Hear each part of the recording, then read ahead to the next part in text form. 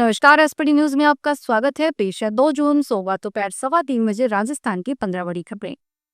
सबसे पहले एक नजर डालते हैं आज की हेडलाइंस पर। जयपुर में कैब ड्राइवरों की हड़ताल, यात्री हो रहे परेशान। यूपी के आईपीएस के बेटे को राजस्थान सरकार का बड़ा तोहफा। प्रियंका गांधी की कांग्रेस नेताओं कार्यकर्ताओं से अपील। हनुमान बेनीवाल की मांग पर केंद्र का एक्शन। राजस्थानी बकरों की दुबई में खासी डिमांड, 7 जून को मनाई जाएगी बकरीद। और अब खबरें विस्तार से सुनिए। राजधानी जयपुर में आज कैब कंपनियों की कार व बाइकें हड़ताल पर है। ओला, उबर और रैपिडो जैसी मोबाइल ऐप से चलने वाली टैक्सियां और बाइक ऐप्स आज हड़ताल की गए।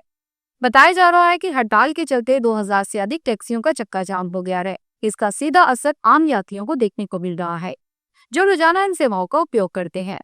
हड़ताल का नेतृत्व राजस्थान वाहक चालक संगठन और प्राधिकारी टैक्सी यूनियन कर रहे हैं। यूनियन के पदाधिकारियों का कहना है कि उनकी मांगों पर लंबे समय से सुनवाई नहीं हो रही है। हाकिया पुलिस सेवा अधिकारी आनंद श्रीवास्तव डीजी कैडर में शामिल हो गए। हाल ही में उनकी इस कैडर में पदोन्नति का आदेश जारी किया गया, जो रविवार को प्रभावी हो गया है।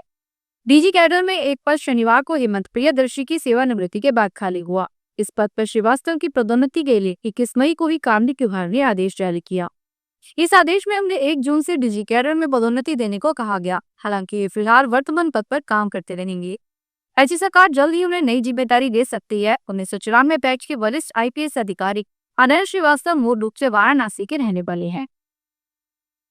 कांग्रेस सांसद प्रियंका गांधी वाड्रा असम, अरुणाचल प्रदेश और पूर्वोत्तर के अन्य राज्यों में भारी बारिश और बाढ़ के कारण हुई मौतों पर गहरा दुख व्यक्त किया है। उन्होंने कांग्रेस नेताओं और कार्यकर्ताओं से अपील की है कि वे प्रभावित लोगों की मदद के लिए आगे आए।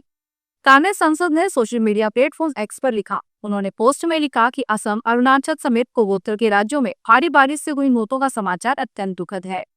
उन्होंने केंद्र और राज्य सरकारों से अपील की है कि राहत एवं बचाव कार्यों में तेजी लाई जाए, ताकि लोगों को कम से कम तकलीफ उठानी पड़े। कांग्रेस नेताओं कार्यकर्ताओं से भी आग्रह करती हूँ कि प्रभावित लोगों की यथासंभव मदद करे। नागौर सांसद हनुमान बेनीवाल की मांग पर केंद्र सरकार ने बड़ा एक्शन लिया है। केंद्रीय पर्यावरण, वन एवं जलवायु परिवर्तन मंत्रालय ने राजस्थान सरकार से अलवर के सरिस्का और जयपुर के नाहरगढ़ सेंचुरी एरिया में हो रही कन्वेंशन गतिविधियों पर रिपोर्ट मांगी है। बेनीवाल ने सोमवार सुबह एक्स पर केंद्रीय मंत्री भूपेंद्र यादव की तरफ से भेजे गए जवाब की तस्वीर शेयर करते हुए जानकारी साझा की है। ईद उल अजहा 7 जून को मनाया जाएगा। ईद के लिए बयावर रोड बकरा मंडी में कारोबार शुरू हो गया है। शाहरुख आमिर के साथ सलमान नाम से पहचाने जाने वाले बकरे भी अजमेर पहुंचे हैं। मंडी से दुबई, अहमदाबाद, मुंबई और अन्य शहरों में बकरे मेंढे दुबई बिक्री के लिए भेजे जाएंगे। दुबई में राजस्थानी बकरों की ज्यादा मांग है। इस बार भी करीब 700 से 1000 बकरे हवाई जहाज से दुबई भेजे जाएंगे। मंडी में मुंबई, अहमदाबाद, भोपाल, गुजरात और राज्य से व्यापारी पहुंचे हैं। मंडी में विलायती, सोस्ती, सिरोही, गुर्जरी, नागौरी, मारवाड़ी, जाफरी, जापतामारी, बर्बरी के बकरे बिक्री के लिए आए हैं। कारोबारियों ने बताया कि चारा जूं के महंगा होने के कारण बकरों के भाव बढ़े हैं।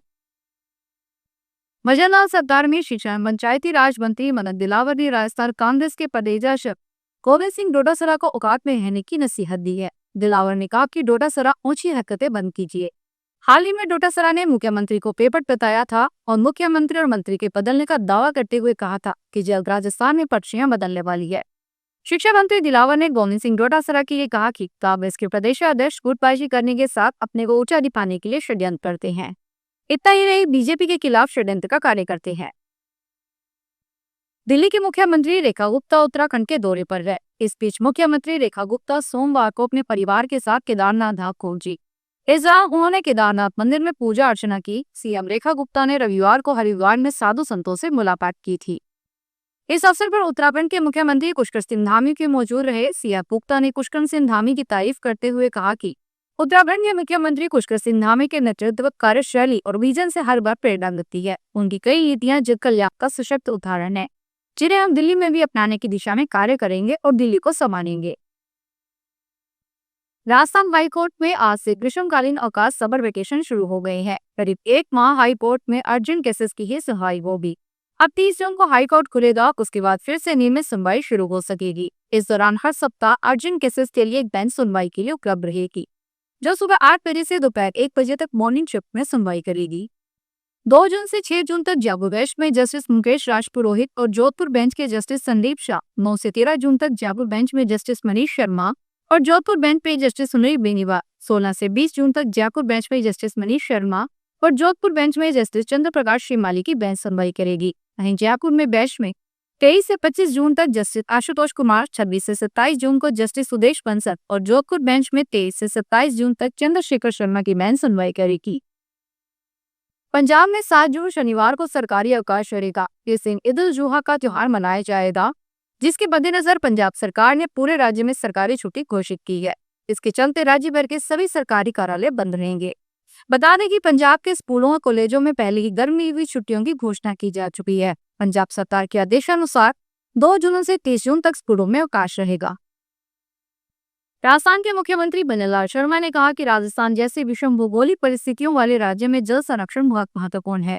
इसके लिए हमारी सरकार भूजल स्तर बढ़ाने तथा जल संचयन पर विशेष ध्यान दे रही है। इसी उद्देश्य के लिए राज्य सरकार 5 से 20 जून तक प्रदेश भर में वंदे गंगा जल संरक्षण जल अभियान चलाएगी। मुख्यमंत्री ने कहा कि अभियान के अंतर्गत जल संचय संरचनाओं का निर्माण, जल स्रोतों की साफ सफाई, परंपरागत जलाशयों का पुनरुद्धार, पर्यावरण में जल संरक्षण गतिविधियां आयोजित की जाएगी। इसमें प्रत्येक व्यक्ति की भागीदारी से ही यह अभियान जन आंदोलन का रूप ले सकेगा।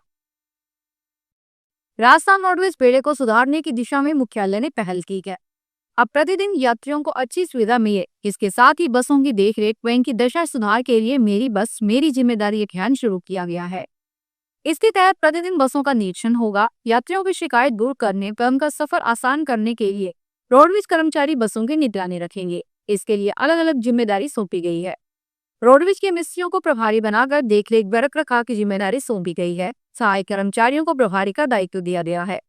बूंदी डिपो से वर्तमान से 48 वर्ष से संचालित हो रही है। इस संबंध में रोडवेज प्रबंधक निदेशक पुरुषोत्तम शर्मा ने आदेश जारी कर इसकी पालना सुनिश्चित करने के आदेश दिए हैं। राजस्थान के पशुपालन, डेयरी एवं देवस्थान विभाग के कैबिनेट मंत्री जोराराम पुमावत ने पानी के समीरपुर उपखंड में गांव दोचरा में बड़ी घोषणा की है। उन्होंने कहा कि पशुपालन के क्षेत्र में आ रही सभी समस्याओं के समाधान के लिए राज्य सरकार सदैव तैयार है। पशुओं को समय पर उपचार मिले, इसके लिए प्रदेश में 536 मोबाइल वेटनरी इकाई शुरू की गई है। खबरों की माने तो इसके साथ ही उन्होंने कहा कि अब राज्य सरकार हर ग्राम पंचायत स्तर पर पशु चिकित्सालय खोलने के उद्देश्य से कार्य कर रही है। पशुपालन मंत्री कुमावत ने कहा कि सुमेरपुर विधानसभा क्षेत्र की हर ग्राम पंचायत मुख्यालय पर पशु चिकित्सालय खोलने की मंजूरी मिल चुकी है। उदयपुर में खाद्य सुरक्षा योजना में बोझा नाम लेने वाले लोगों के नाम हटाए जा रहे हैं। वजह यह है कि प्रदेश में योजना की सीलिंग सीमा 4 करोड़ 46 लाख रुपए है, जबकि 4 करोड़ 39 लाख नाम जुड़े हुए हैं। केंद्र सरकार की ओर से खाद्य सुरक्षा योजना के तहत राज्य में शहरी क्षेत्र के 53% और ग्रामीण क्षेत्र के 69% सीलिंग निर्धारित की गई है। ऐसे में अब 6 लाख नए लोगों के लिए नाम जुड़ने की गुंजाइश है, जबकि 14 लाख लोग कतार में हैं। ऐसे में अपात्र लोगों के नाम चुन चुनकर कटाए जा रहे हैं। पिछले 1.5 साल में योजना से 19,90,000 नाम कटाए गए हैं। सीकर में अभिभाषक संघ के बैनर तले वकीलों ने आज मुख्यमंत्री का पुतला फूंका और जमकर नारेबाजी की। वकील सीकर संभाग और नेवला थाना जिले को निरस्त करने के विरोध में पिछले 3 माह से कलेक्टर परिसर के बाहर धरने पर बैठी हैं। अभिभाषक संघ के अध्यक्ष तालिरत्न जाकर ने बताया कि करीब 1 माह पूर्व मुख्यमंत्री के सीकर दौरे के दौरान उन्हें ज्ञापन सौंपा गया था। मुख्यमंत्री ने चाय पर बुलाकर चर्चा करने और सकारात्मक कदम उठाने का आश्वासन दिया था, लेकिन अब तक कोई कार्रवाई नहीं हुई है। भारत का सबसे बड़ा bank state bank of India जनता को आगाह कर रहा है। उसने सोशल मीडिया पर एक वीडियो जारी कर बताया कि कुछ ठग उसके नाम और लोगों का गलत इस्तेमाल करके लोगों को फंसा रहे हैं। ये ठग सोशल मीडिया ऑनलाइन प्लेटफॉर्म पर झूठे विज्ञापन दिखाते हैं, जिनमें कहा जाता है कि SBI की तरफ से शेयर मार्केट टिप्स या निवेश सलाह दी जा रही है। ऐसे होती है धोखाधड़ी। इन ठगों पर कली का सांप है। वे SBI के नाम पर और लोगों वाली फेक प्रोफाइल्स बनाते हैं। विज्ञापनों में असंभव रिटर्न का झूठा वादा करते हैं। जैसे सिर्फ 7 दिन में पैसा दोगुना करने के लोगों को व्हाट्सएप ग्रुप में ज्वाइन करने के लिए कहते हैं, जब मुफ्त शेयर टिप्स देने का दावा करते हैं। SBI ने क्या कहा कि हम किसी को शेयर टिप्स नहीं देते, नहीं ऐसी कोई स्कीम चलाते हैं जो गैर जिम्मेदार रिटर्न का वादा करे, नहीं हम किसी को ऐसा करने की इजाजत देते हैं। फिलहाल इस बुलेटिन पे इतना ही, फिर हाजिर होंगे बड़ी खबरों के साथ। अगर आप भी अपने आसपास की छोटी बड़ी और महत्वपूर्ण खबरों से अपडेट रहना चाहते हैं तो सब्सक्राइब कीजिए हमारे चैनल SBT न्यूज को और प्रेस कीजिए बेल आइकन पर।